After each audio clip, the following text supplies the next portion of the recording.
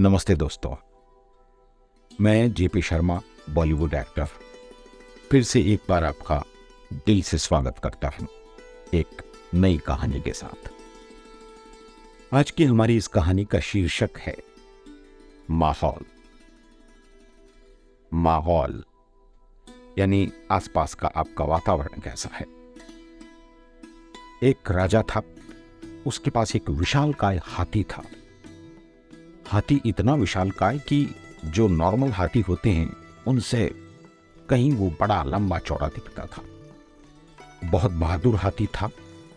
कहीं पे भी युद्ध होता, राजा अगर उस हाथी पे होदा डाल के और उस पे बैठ के अगर युद्ध लड़ता तो उस हाथी का उसको सहयोग मिलता और उस युद्ध में राजा की विजय होती।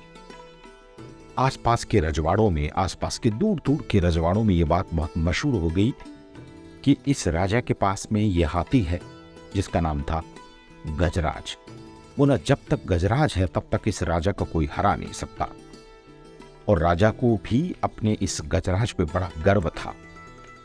बस जैसे युद्ध का बिगुल बजता तुरंत ही नगाड़े ढोल बजते और हाथी मदमस्त होता, झूमता और फिर दौड़ पड़ता राजा को लेके।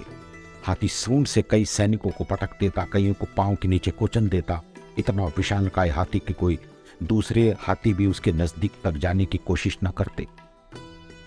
बहुत मशहूर हो गया गजराज और कई राजा लोग गजराज की मांग करने लगे, लेकिन राजा ने कहा मैंने इसको प्यार से बच्चे की तरह पाला है, मैं तो इसको दे नहीं सकता।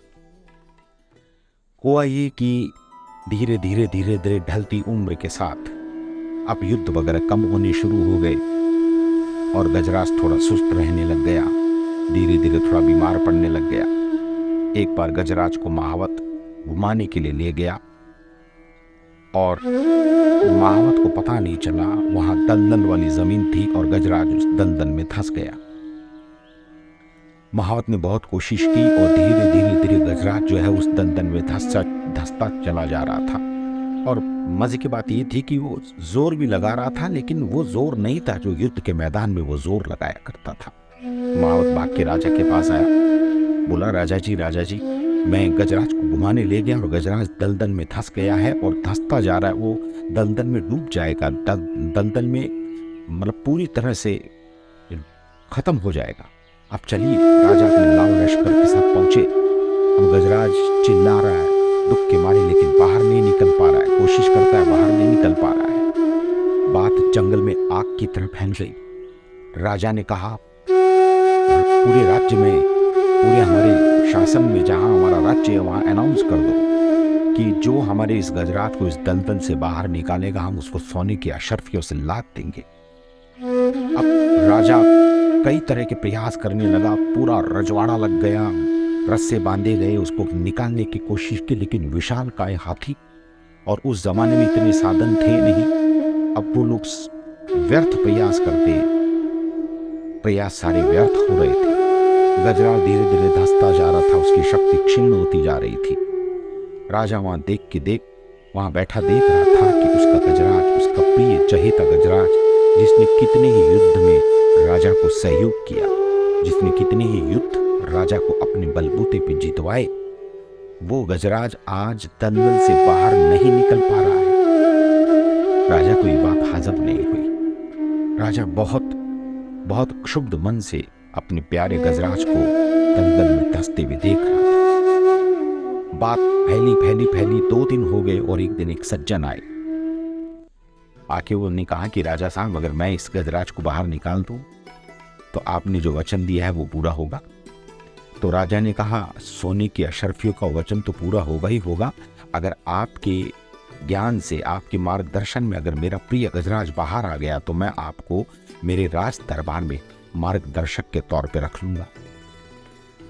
तो उस सज्जन ने कहा ठीक है, फिर आप वो तुरहियां मंगाइए जो युद्ध में बजती थी, वो नगाड़े और वो ढोल मंगाइए। तो राजा को बहुत गुस्सा आया। राजा ने कहा आप क्या बोल रहे हैं, आपको मालूम है मेरा प्रिय गजराज दलदल में धंसता जा रहा है और आप कहते हैं वो तुरहियां मंगाइए, नगाड़े और ढोल बजाइए, क्या कोई खुशी का माहौल है? तो सज्जन ने कहा महाराज क्षमा चाहूंगा, बुरा मत मानिए, आप मंगवाइए तो सही, देखते हैं इसका क्या असर होता है। आनंद फानंद में वो तुरही, नगाड़े और ढोल वगैरह मंगाए गए। और ज़बरदस्त तरीके से उनका ढोल नगाड़ों का नाद शुरू हुआ, तुरैयां बजाई गई और आसपास लोग चिल्लाने लगे। पूरा युद्ध का सा माहौल हो गया। अब वो तुरैयां लगातार बज रही है, नगाड़े बज रहे हैं जो युद्ध के समय बजते थे।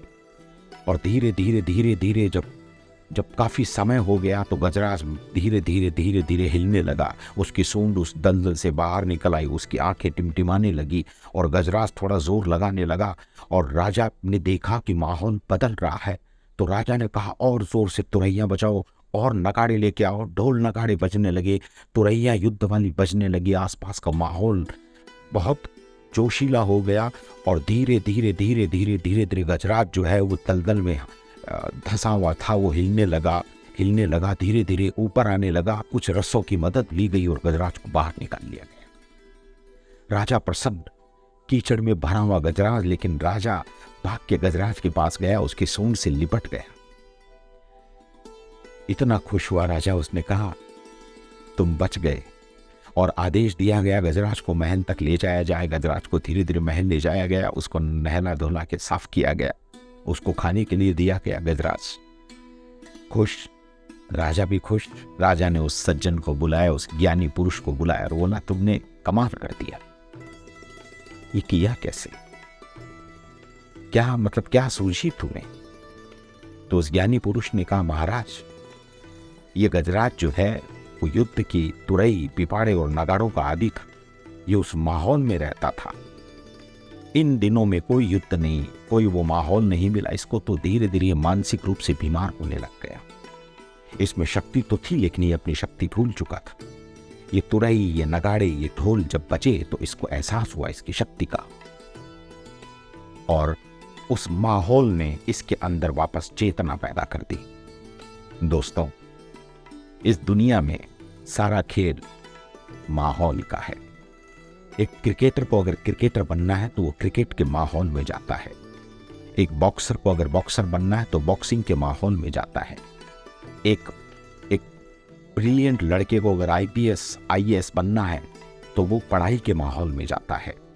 वैसे ही आप दुनिया के किसी भी फील्ड में हैं, आपको वैसा माहौल चाहिए कामयाब होने के लिए। एक एक्टर को एक्टिंग का माहौल मिलता है। आप देखिए एक्टर के ज़्यादातर बेटे या बेटियां एक्टिंग में आते हैं।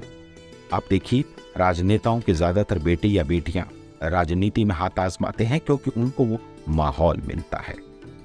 तो अगर आप नेटवर्क मार्केटिंग कर रहे हैं तो आप नेटवर्क मार्केटिंग के माहौल में रहें।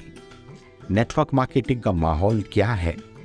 जूम मीटिंग्स, हॉल मीटिंग्स, अपने उस माहौल की, उस जूम मीटिंग की, उस कंपनी से रिलेटेड बातों के आप टच में रहें, उसके माहौल में रहें, तो आपके अंदर की चेतना जागृत रहेगी। नहीं तो भले ही आप कितने भी ज्ञानवान हो, कितने भी मेहनती हो, अगर आप माहौल में नहीं रहेंगे तो आप उस गजराज की तरह निस्तेज हो जाएंगे। उस गजराज की तरह आप जो है वो अपनी शक्ति को भूल जाएंगे, आपकी शक्ति क्षीण हो जाएगी।